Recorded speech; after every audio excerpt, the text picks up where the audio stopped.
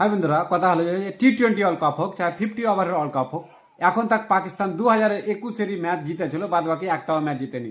তো পাকিস্তানে যারা লেজেন্ড ক্রিকেটার আছে কিনা, ওরা এই ধরনের স্টেটমেন্ট দিয়ে যে এখন ইন্ডিয়া আর পাকিস্তানের ম্যাচে ইন্ডিয়া ম্যাচ জিতছে, তাহলে ইন্ডিয়ার খেলাড়ি মানে সেলিব্রেট করে না, এনজয় করে না, এটা পাকিস্তানকে মনেই করে না। এই ধরনের কথা ওরা বড় বড় ইউটিউব চ্যানেলের মাধ্যমে হোক চাहे টিভি চ্যানেলের মাধ্যমে হোক, এটা কিন্তু সোশ্যাল মিডিয়াতে বছর আছে।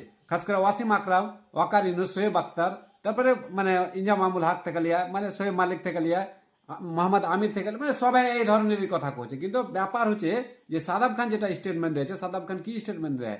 সাদাব খানের কথা যে তোমরা তো একবারও মানে ওয়ার্ল্ড কাপে ইন্ডিয়াকে হারাতে পারোনি, আমরা 2021-এর ওয়ার্ল্ড কাপে ইন্ডিয়াকে ম্যাচ হারালছি। তো এই কথাটা, সাদাব খানের কথাটা পাকিস্তানের লেজেন্ড ক্রিকেটার যারা আছে তারকে গায়ে লেগেছে। ওরকে কহানো যে এটা কেমন করে সাদাব খান কয়ে দিতে পারে যে মানে মানে আমরা একবার জিতেছি, তোমরা একবারও জিততে পারোনি। এটা সবার গায়ে লেগেছে, দিয়ে মাথা খারাপ হয়ে গেছে। আসলে ফ্যাক্ট হলো এটা। কোনটা ফ্যাক্ট? ফ্যাক্ট হচ্ছে যে পাকিস্তানের ক্রিকেটার্স, যেটি লেজেন্ড ক্রিকেটার্স আছে, তারা মেহনত করে না।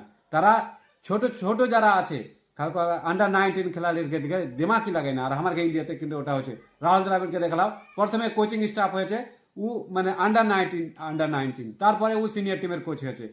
লক্ষ্মণকে দেখালাও তুমি, युवराज সিংকে দেখালাও, অভিষেক শর্মার মতন একটা সুপার স্টার T20 ফরম্যাটের লেগে তৈরি করে রেখে দিয়েছে।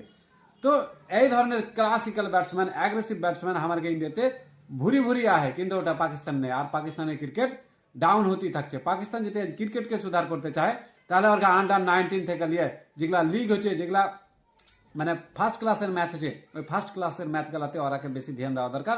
তাহলে ওরকে ক্রিকেট ইম্প্রুভ হবে। নচেত পাকিস্তানের ক্রিকেট যে হিসাবে ডাউনে গেছে, ও ডাউনে যেতেই থাকবে। ওয়েস্ট ইন্ডিজ, শ্রীলঙ্কা বোর্ডের মতন পাকিস্তানের ক্রিকেট হালাত পাতলা হয়ে যাবে।